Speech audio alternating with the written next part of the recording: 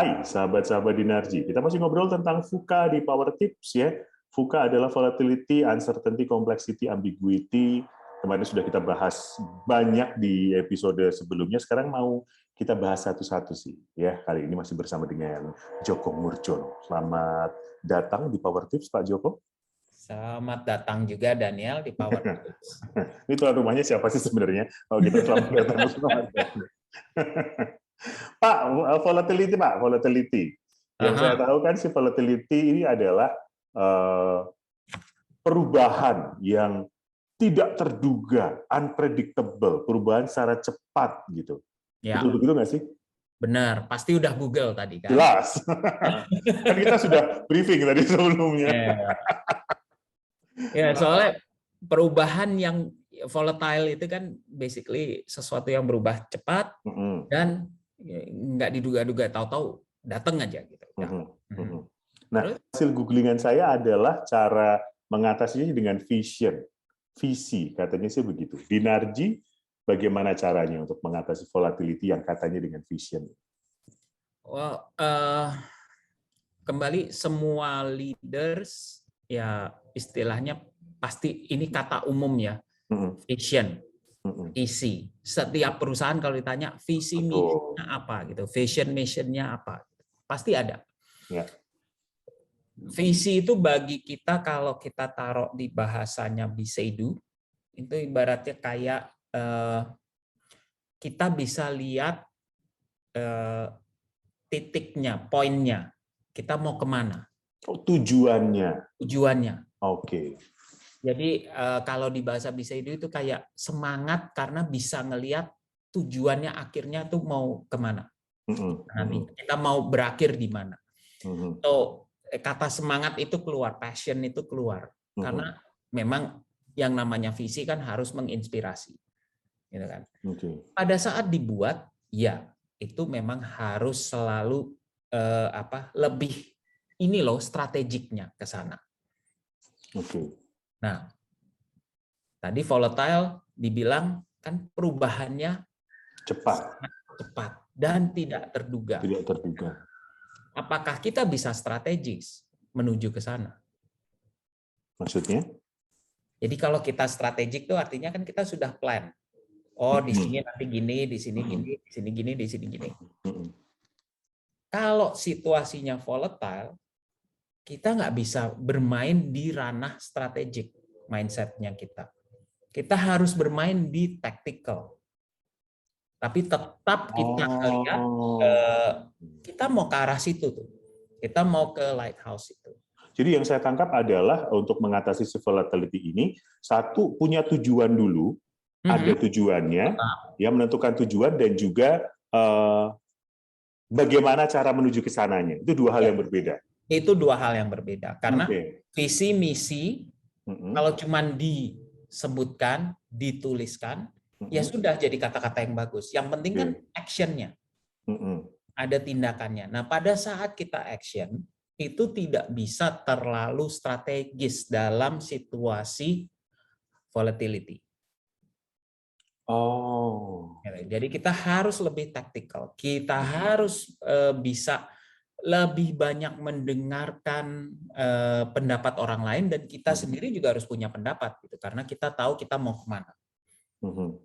Dan kadang-kadang tidak harus melakukannya dengan cara kita. Justru memiliki kalau dibilang an open mind gitu kan. Kita juga menerima caranya orang lain mungkin lebih tepat. Mungkin dia lebih jago di situ. Nah, paling ngelihatnya tuh gini deh. Let's say kita nih satu perusahaan ada 100 orang gitu ya, Daniel. Saya bilang ke semuanya termasuk Daniel, kita akan pindah ke Bali tahun depan kantor. Oke? Pindah ke Bali tahun depan. Pindah ke Bali. Semua orang tahu Bali di mana kan? Tahu. Kita mau pindah ke Bali. So, cara kita setahun ini supaya akhir tahun kita udah bisa pindah ke Bali, strateginya adalah A, B, C, D, E. Oke. Nah, jadi visinya udah ada, strateginya ada ya. Ya, Oke. tahapan ininya udah ada, semuanya udah jelas. Oke. Dan saya harus bisa mempengaruhi, membuat kenapa kita pindah ke Bali itu hidup akan lebih indah. Karena ingat tadi, semangat, orang-orang harus semangat. Jadi saya harus bisa mempengaruhi orang lain. Oke. Yuk, kita mau melakukan itu. Nah, kita udah punya plan, kita udah punya tujuan mau kemana akhirnya.